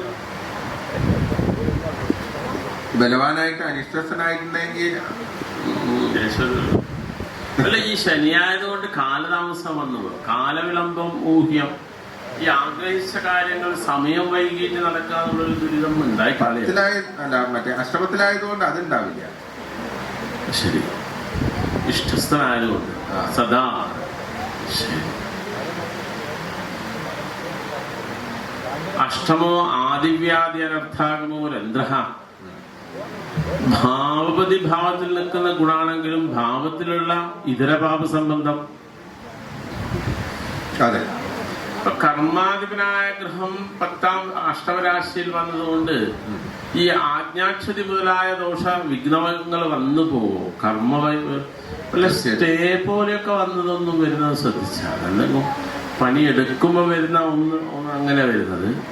അഥവാ ശനിയോഗം ക്ലേശ വിഘ്നാനിരന്ധ പറഞ്ഞുകൊണ്ട് നല്ല പ്രതിപക്ഷം ഈ ഒരു പ്രസ്ഥാനത്തിനുണ്ട് എന്നുള്ളത് മനസ്സിലാക്കി മുന്നോട്ട് പോകാം.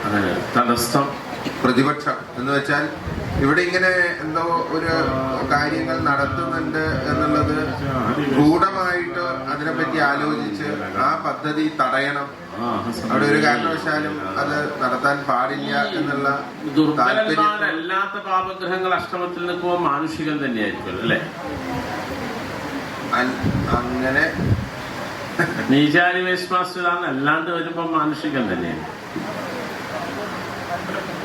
അല്ല, 6 മാനുഷികം. ശരി, അഷ്ടമം ദൈവികം തന്നെയല്ലേ? ശരി. ഇപ്പൊ പ്രതിപക്ഷം എന്ന് പറയുന്ന സമയത്ത് നമ്മളുടെ പ്രവർത്തനത്തെ ഏത് തരത്തിലും ഇവിടെ തടസ്സപ്പെടുത്തണം എന്നുള്ള താല്പര്യത്തോടുകൂടിയുള്ള ദേവതകളുണ്ട്. ആ ദേവതകളുടെ ഇംഗിതപ്രകാരം പ്രവർത്തിക്കാൻ തൽപരരായിട്ടുണ്ടാവുന്ന ആസുര ശക്തികളുമുണ്ട്.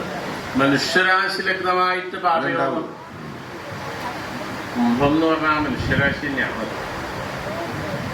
ഇനി 9 ഗുരുപിതാ ഉപദേഷ്ടാവ. അതെ, വ്യാഴശുക്രന്മാരുടെ ബന്ധം ഒരു ഉപാസനാ വിഷയത്തിൽ ഏറ്റവും ഒരു ഗുണം കാണിച്ചൊരു പ്രശ്നമാണ് അല്ലെ. ഈ ഒരു സംരംഭത്തിനുള്ള ഉപദേശം സ്വീകരിക്കുന്നതും ഉപദേഷ്ടാക്കളായിട്ട് പ്രവർത്തിക്കുന്നവരും പിന്നെ നമ്മളുടെ ധാർമ്മികമായ മാർഗങ്ങളും എല്ലാം വളരെ ശക്തമാണ്. ആ ഒരു കാര്യത്തെ കൊണ്ട് തന്നെയാണ് പരിപൂർണമായ വിജയത്തിലെത്തുകയും ചെയ്യുക. ഈ അങ്ങനെ വല്ല ഈ ഉപദേഷ്ടാക്കളായിട്ട് നമ്മൾ പൂർവ്വകാലത്ത് ചർച്ച ചെയ്തൊരു സ്മരണ നമുക്കിവിടെ അടിസ്ഥാനമായിട്ട് ഇങ്ങനെ 9ാം ഭാവമായതുകൊണ്ട് അല്ല, ഇതിപ്പോ എന്താന്ന് വെച്ചാ ഗുരുപിത ഉപദേഷ്ടാവ ഇപ്പോഴുള്ള ഈ പ്രസ്ഥാനത്തെ മുന്നോട്ട് നയിക്കുന്നവര് ധർമ്മം ഏറ്റവും വിശിഷ്ടമായിരിക്കും. ഈ ബലവാനായിട്ടുള്ള ഭാവാതിഭാവത്തിൽ നിൽക്കുമ്പോ ഈ സ്ഥലത്തിൽ അങ്ങനെ സഹജമായിട്ടൊരു സ്മരണ. അതെ, ഇവിടുത്തെ ഒരു ഐഹികവും പാരത്രികവും 9ാം ഭാവം കൊണ്ട് ചിന്തിക്കാൻ വിധിച്ചത് കൊണ്ട്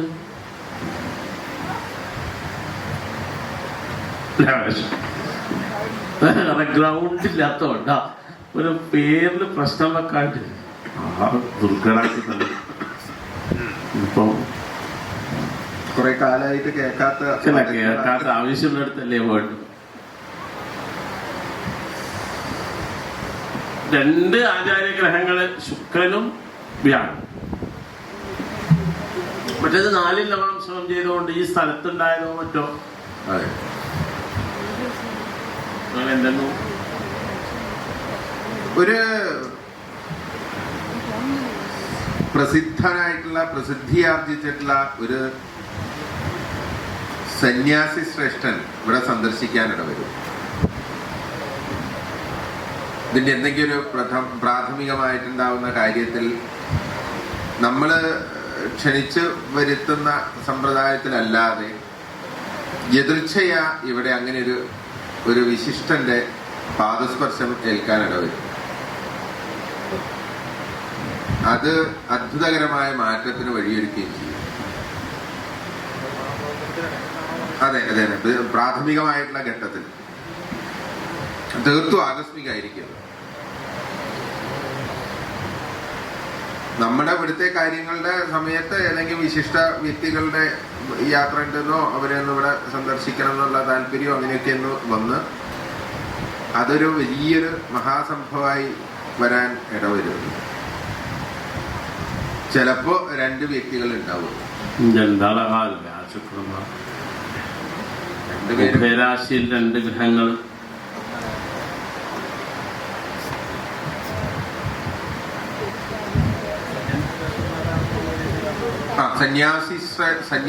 സന്യാസം എന്ന് പറഞ്ഞു കഴിഞ്ഞാൽ എന്താ ഇപ്പൊ അദ്ദേഹം ചോദിച്ച 2 പദമുണ്ടല്ലോ, ഐഹികം പാരത്രികം എന്നൊക്കെ പറയും. ഇതെന്താ എടുത്താ പൊന്നാത്ത പദങ്ങളല്ലേ. അദ്ദേഹം സാധാരണ ഉപയോഗിക്കില്ല, കാരണം വേദനിഷേധിയാണ്. അദ്ദേഹത്തിന് ഒരു പ്രത്യേക പക്ഷമുണ്ട്, ആ പക്ഷം മാത്രം ചെയ്യുക. ഇപ്പൊ കുറച്ചിങ്ങനെ സമ്പർക്കം കൊണ്ട് ഇങ്ങനെ കുറച്ച് അങ്ങനത്തെ കാര്യങ്ങളൊക്കെ നല്ലതാണെന്റെ ഒരു ചിന്തയൊക്കെ വരാൻ തുടങ്ങി. അതുകൊണ്ടാണ് ഈ ഐഹികവും പാരത്രികവും ഒക്കെ വന്നത്. അപ്പോ ഐഹികമായിട്ടുള്ള ജീവിതാണോ അതിൽ തന്നെയാണല്ലോ സന്യാസം എന്ന് പറയുന്ന. അപ്പൊ ധർമ്മമാണ് തന്റെ ധാർമ്മികമായിട്ടുണ്ടാവുന്ന ലക്ഷ്യത്തിന് വേണ്ടി പ്രവർത്തിക്കുക എന്നുള്ളതാണല്ലോ യഥാർത്ഥ സന്യാസം. കാമ്യാനാം കർമ്മണാം ന്യാസം സന്യാസം എന്നല്ലേ പറഞ്ഞത്. അപ്പൊ അതുകൊണ്ട് ആ തരത്തിൽ ആവാതെ, പക്ഷെ ഇതെന്താന്ന് വെച്ച് കഴിഞ്ഞാൽ അതൊരു വിശേഷമായിരിക്കും. കാരണം നമുക്ക് കണ്ടു കഴിഞ്ഞാൽ അദ്ദേഹത്തെ തിരിച്ചറിയാന്ന് പറയല്ലോ. കണ്ടു കഴിഞ്ഞാൽ അല്ലെങ്കിൽ കേട്ട് കഴിഞ്ഞാൽ അത് തിരിച്ചറിയാൻ പറ്റും. ഓരോ മനുഷ്യം പ്രത്യേകമായിട്ടില്ലല്ലേ വ്യാശുക്രന്മാർ ഒന്നിച്ചു വന്നാല്. അതെ,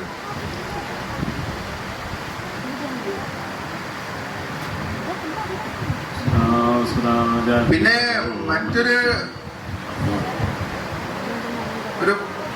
സുപ്രധാനമായൊരു കാര്യം എന്താന്ന് വെച്ചാൽ നമുക്കിപ്പോ ഇതൊന്നുമല്ല കേൾക്കേണ്ടത്. കാര്യം നടത്താനുള്ള സാമ്പത്തിക അവസ്ഥ നമുക്ക് ഉണ്ടാകുമോ? പതിനൊന്നാം ഭാവതിക്ക് ബലമില്ലേ? അപ്പോ അങ്ങനെ വന്നു കഴിഞ്ഞാലാണ് പറയുന്നത് സ്യാദ്യസ്യ നവമരാശോ തസ്യ ഭവേത് ഇഷ്ടധനലാഭ. ഇതാണിപ്പോ നിങ്ങൾക്ക് കേൾക്കേണ്ട പ്രധാനമായിട്ടുള്ള കാര്യം. ഈ കാര്യം ഞങ്ങൾക്ക് നിറവേറ്റപ്പെടാനുള്ള സാമ്പത്തികമായ ലക്ഷ്യം ഞങ്ങൾക്ക് പൂർത്തീകരിക്കാൻ സാധിക്കുമോ എന്ന് ചിന്തിച്ചു കഴിഞ്ഞാൽ സ്യാദ്യസ്യ നവമരാശോ 9ാമത്തെ രാശിയിലാണ് ഈ ശുഭഗ്രഹങ്ങൾ, പ്രബലന്മാരായിട്ടുള്ള ശുഭഗ്രഹങ്ങൾ ഉള്ളത് എന്ന് വെച്ചാൽ അത് വ്യാഴം മാത്രമല്ല, ശുക്രനുണ്ട്. ശുക്രജസ്വനാണ്, വ്യാഴവും. സ്യാദ്യസ്യ നവമരാശോ തസ്യ ഭവേത് ഇഷ്ടധനലാഭ. മറ്റൊരെവിടെയും പോയിട്ട് നിങ്ങൾ ഇങ്ങനെ എത്ര രൂപ എനിക്ക് വേണം, അല്ലെങ്കിൽ ഇങ്ങനെ ഒരു പരിപാടി ഉണ്ട്, അതിന് എത്ര രൂപ നിങ്ങൾ സംഘടിപ്പിച്ചു തരണം, ഇതൊന്നും പറയേണ്ടി വരില്ല. ഇങ്ങോട്ടേക്ക് ഇഷ്ടധനലാഭ, ഞങ്ങളിതാ എത്ര സ്വരൂപിച്ചിട്ടുണ്ട്, ഇത് ഇവിടുത്തെ കാര്യത്തിനാണ് എന്ന് പറഞ്ഞ് സമ്പത്തിനെ സംബന്ധിച്ചിടത്തോളം യാതൊരു തരത്തിലുള്ള ആകാംക്ഷകളോ ആശങ്കകളോ ഇല്ലാതെ ലക്ഷ്യം നിറവേറ്റപ്പെടാൻ നമുക്ക് സാധിക്കും. അതിനെ സംബന്ധിച്ച് ഒരു അഭിപ്രായ വ്യത്യാസം ഉണ്ടാവില്ല.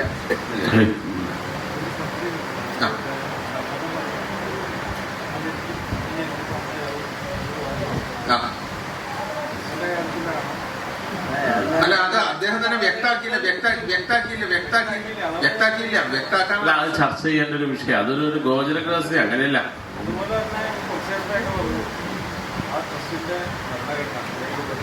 അത് ശ്രദ്ധിക്കണം, അത് ചർച്ച ചെയ്യാം. അതെ, ചർച്ച ചെയ്യാം.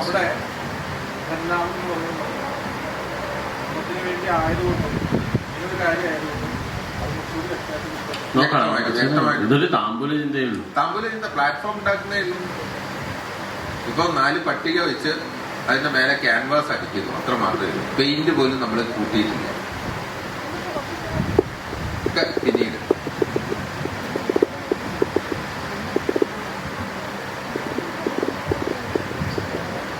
പത്താം ഭാവം അല്ലേ, ആജ്ഞാസ്ഥാനാണ്. 10ാം ഭാവത്തിൽ ഭാവഗ്രഹം ഉണ്ട്, സൂര്യൻ നിൽക്കുന്നു എന്നുള്ളത് ഏറ്റവും ഗുണമാണ്. രാഹു ദോഷമാണ്, അവിടെ രാഹു ദോഷമാണ്. ബുധന്റെ അംശകവും ദോഷമാണ്. എന്നാലും 10ൽ നിൽക്കുന്ന സൂര്യനായതുകൊണ്ട് മഹത്കാര്യം സാധയതി എന്ന് പറഞ്ഞുകൊണ്ട് നമുക്ക് സാധിക്കില്ല എന്ന് വിചാരിക്കുന്നതാണ് നമ്മൾ അച്ചീവ് ചെയ്യുന്നത് എങ്കിൽ പോലും അത് എത്തും. അതിനെ സംബന്ധിച്ചിടത്തോളം വ്യക്തിഗതമായിട്ടുണ്ടാകുന്ന പ്രവർത്തനങ്ങളും നിഴലുകളുടെ മറയിൽ വെച്ചുകൊണ്ടുണ്ടാകുന്ന പ്രവർത്തനങ്ങളും നമ്മൾ ശ്രദ്ധിക്കേണ്ടതുണ്ട്. പ്രത്യക്ഷമായിട്ട് നമ്മൾക്ക് ഈ കാര്യങ്ങൾക്ക് സഹകരിക്കേണ്ടവരുടെ നിസ്സഹകരണം ഉണ്ടാവും. അതല്ല, ചില മറകൾക്ക് പിറകിൽ നിന്ന് പ്രവർത്തിക്കുന്ന അതും ഉണ്ടാവും. ഇതിനെ തകർക്കണം എന്ന് വിചാരിച്ചുകൊണ്ട് ചില ഗൂഢമായിട്ടുള്ള പ്രവർത്തനങ്ങൾ ആസൂത്രണം ചെയ്ത് ഈ ആസൂത്രണം ചെയ്തിട്ട് അതിൽ നിന്ന് ഇഞ്ചക്ട് ചെയ്തിട്ടുള്ള ചില പോയ്സണസ് ആയിട്ടുള്ള ബുദ്ധികളെ ഇവിടത്തേക്ക് പറഞ്ഞയക്കാം. ഇവിടെ എന്നിട്ട് പാരസ്പരികമായിട്ട് അത്തരം കാര്യങ്ങളൊക്കെ ശ്രദ്ധിക്കേണ്ടതുണ്ട്. പക്ഷേ ഇതിനേക്കാളൊക്കെ ബലവാനായിട്ടുള്ള സൂര്യനായതുകൊണ്ട് ലക്ഷ്യം പ്രാപിക്കുക തന്നെ ചെയ്യും. നിങ്ങൾക്ക് ഈ 2 പത്രങ്ങളാണ് ഈ താമ്പൂല ചിന്തയിലെ ഏറ്റവും വിഷയം. ഇത് ഈ ഭൂമി ഇത്രയും കാലമായിട്ടുണ്ടാക്കിയിട്ടുള്ള സുഹൃതത്തിന്റെയും ഇത് ഈ ഭൂമിയിൽ സംഭവിച്ചിട്ടുള്ള ദുരിതത്തിന്റെയും പ്രത്യക്ഷ ദർശകങ്ങളാണ്. അപ്പം ആ തരത്തിലുണ്ടായിട്ടുള്ള നമ്മള് ഒരുപടി കാണാത്ത തരത്തിലുണ്ടാവുന്ന ദുരിതങ്ങൾ ഈ ഭൂമി എന്ന് പറഞ്ഞാൽ നമ്മൾ ഇരിക്കുന്ന ഭൂമിയല്ല, ഈ ഒരു സർക്കിൾ. അതിനെ സംബന്ധിച്ച് എന്തിനാണ് ഇവർ ഇത്രയും ചർച്ച ചെയ്യുന്നത് എന്നുള്ള ചിന്ത ഒട്ടും നിങ്ങൾക്ക് വേണ്ട. 2 കിലോമീറ്റർ അപ്പുറത്ത് പോയിട്ടും ഞങ്ങൾക്ക് ചിന്തിക്കേണ്ടതായിട്ട് വരും. ഈ തരത്തിലുള്ള മുഴുവനും സ്വാംശീകരിച്ച് ഈ ഭൂമി സംബന്ധമായിട്ടുണ്ടാവുന്ന ദുരിതങ്ങളെ മുഴുവനും തീർക്കുക എന്നുള്ള ഉദ്ദേശത്തുകൊണ്ടായിരിക്കാം ഒരുപക്ഷെ കാലടി ശ്രീപാദശങ്കരി എന്ന് പറയുന്ന ദേവതയുടെ സൃഷ്ടി എവിടെയോ നടന്ന് അതിന്റെ ഒരു അധിവാസ സ്ഥാനമായിട്ട് ഇത് തിരഞ്ഞെടുക്കുന്നു. അങ്ങനെ തോന്നുന്നത്. കാരണം ഇത് കൈലാസം കുന്നായതുകൊണ്ട്. ഈ കൈലാസം കുന്ന് എന്ന് പറയുന്ന ഈ പുണ്യമായിട്ടുള്ള നാമത്തിന് അടിസ്ഥാനപരമായിട്ട് യാതൊരു പുണ്യങ്ങളും നടക്കാത്ത ഭൂമിയാണ്. ഇപ്പൊ നമ്മൾ 12 ദ്വാശപത്രവും ചിന്തിച്ചു നിൽക്കുന്ന സമയത്ത് അനവധി ദുരിതങ്ങൾ അനുഭവിച്ചു കൊണ്ടിരിക്കുന്ന ഗ്രാമവാസികളുടെ അനവധി ആക്ഷേപങ്ങളും അസ്വസ്ഥതകളും പരിഹരിക്കാൻ വേണ്ടിക്കൊണ്ടുകൂടി ആയിരിക്കണം ഈ ദേവതയുടെ സൃഷ്ടി ഉണ്ടായി. അല്ലാതെ ഇതൊരിക്കലും ഘടിക്കില്ല. കാരണം എവിടെയോ എന്തിനോ വേണ്ടി താല്പര്യപ്പെട്ട് സൃഷ്ടിക്കപ്പെട്ട ഒരു ദേവത തെരഞ്ഞെടുത്തു എന്ന് പറയുന്നതാണ് ഈ ഭൂമി. അപ്പൊ അതുകൊണ്ട് തന്നെ ഈ 9ാം ഭാവത്തിൽ ഇത്രയും ശുഭഗ്രഹങ്ങളെ കാണുന്ന സമയത്ത് ദുരിതം ഇത്രയും കാഠിന്യമായിട്ടുള്ള ദുരിതാണെന്നുള്ളതിൽ ആശങ്കയൊന്നും വേണ്ട. അതിനെപ്പറ്റി വളരെ സൂക്ഷ്മമായിട്ട് ചിന്തിച്ച് ആ ദുരിതങ്ങളെ മുഴുവനും പൂർണ്ണമായിട്ടും ദഹിപ്പിച്ചതിന് ശേഷം വേണം നമ്മളുടെ പ്രവർത്തനത്തിലേക്ക് നമുക്ക് പ്രവേശിക്കാൻ. ഈ ലഗ്നത്തിലേക്കുള്ള വ്യാദൃഷ്ടി അത്തരത്തിലുള്ള എന്തെങ്കിലും ഇവിടെ വേണ്ടി വരും? തീർച്ചയായും അതന്നെയാ വേണ്ടി വരും. അത് തന്നെയാണെന്ന് പറഞ്ഞാൽ എന്താ വേണ്ടി വരിക എന്ന് അദ്ദേഹത്തിന് മനസ്സിലായിട്ട് എനിക്കും മനസ്സിലായിട്ടില്ല. പക്ഷേ അർത്ഥാക്കേണ്ടത് എന്താണെന്ന് വെച്ചാൽ യജ്ഞം യാഗം മുതലായിട്ടുണ്ടാവുന്ന സൽക്കർമ്മങ്ങളിലൂടെ മാത്രമേ നമ്മൾക്ക് ഇതിനെ നിത്യം യജ്ഞേന വേദധ്യേന മനുജവൈഹി ഭൂപതിശ്ചർത്ഥലാപോലാപോദായാത ഹേമാംബര ഭയകരണം വിപ്രദേവ പ്രസാദ. ലഗ്നത്തിലേക്ക് വിദ്യാവൃതനിയമപരാ നൃപപൂജ്യാ ഖ്യാതകീർത്തയോ മനുജാഃ ലഗ്നേ സുരഗുരുദൃഷ്ടേ സജ്ജനഗുരു അതിസംയുക്താഃ. ഇതിനാദ്യം അങ്ങനെ ഒരു അടിസ്ഥാനം, ഒരുപാട് പരിഹാരങ്ങൾ, ഒരുപാട് വേദം കറകളഞ്ഞ വേദമല്ലേ ആവാഹിക്കുക, അങ്ങനെയുള്ള കാര്യങ്ങളിലേക്കൊന്നും അല്ല നമ്മൾ പ്രവേശിക്കേണ്ടത്. സ്വസ്ഥമായി ഈ ദുരിതത്തെ മുഴുവനും കൂട്ടിയിട്ട് കൂമ്പാരമായിട്ട് അതിനെ ദഹിപ്പിക്കാൻ ശക്തമായിട്ടുണ്ടാവുന്ന ഒരൊറ്റ സത്കർമ്മം, അത് ആർക്ക് വേണ്ടി? ഈ ഭൂമിക്ക് വേണ്ടി, ഈ ഗ്രാമത്തിന് വേണ്ടി, ഈ ഗ്രാമവാസികൾക്ക് വേണ്ടി. അപ്പം മാത്രമേ ഇവിടെ സദ്ബുദ്ധി ഉണ്ടാവുള്ളൂ, നല്ല ബുദ്ധിയിലേക്ക് വരുള്ളൂ. അത് സദ്ബുദ്ധി എന്ന് പറഞ്ഞാൽ നമ്മുടെ പ്രവർത്തനത്തിനോട് സഹകരിക്കുക എന്നുള്ളതല്ല. അതത് കുടുംബങ്ങളില് സ്വസ്ഥതയും ശാന്തിയും സമാധാനവുമായിട്ടുണ്ടാവുന്ന ഒരു കുടുംബ ജീവിതത്തിന് ആവശ്യമായിട്ടുണ്ടാവുന്ന സൽക്കർമ്മം നമ്മളിലൂടെ, ഗ്രാമവാസികളിലൂടെ, എല്ലാവരുടെയും സഹകരണത്തോടുകൂടെ ഇവിടെ വെച്ച് നടത്തണം. അതിലൂടെ ഈ ദുരിതം ഇത്തപര്യന്തമായിട്ട് സംഭവിച്ചുള്ള സർവ്വ ദുരിതവും ദഹിച്ചു പോകണം. എന്നിട്ട് വേണം പുതിയൊരു, അത് നമുക്ക് സാധിക്കും എന്നാണ് ഇത്രയും കണ്ടിട്ടുള്ള തെളിവുകളുടെ അടിസ്ഥാനത്തിൽ നമുക്ക് നിർണ്ണയിക്കാനുള്ളത്. നമുക്ക് നാളെ ചിന്തിക്കേണ്ടത് പ്രശ്നം ക്ഷണിച്ച ദിവസത്തിന്റെ ഗുണദോഷങ്ങളാണ്. മകരമാസം 2-ാം തീയതി, ജനുവരി മാസം 16-ാം തീയതി, ഞായറാഴ്ച 11:55 ഈ പ്രശ്നം ക്ഷണിക്കാൻ ഇടവന്നത്. ആ സമയത്തിന്റെ ഗുണദോഷങ്ങളാണ് നാളെ ചിന്തിക്കുക. ഇന്ന് നമുക്ക് പ്രശ്നം നോക്കാം, നാളെ ആരംഭിക്കാം.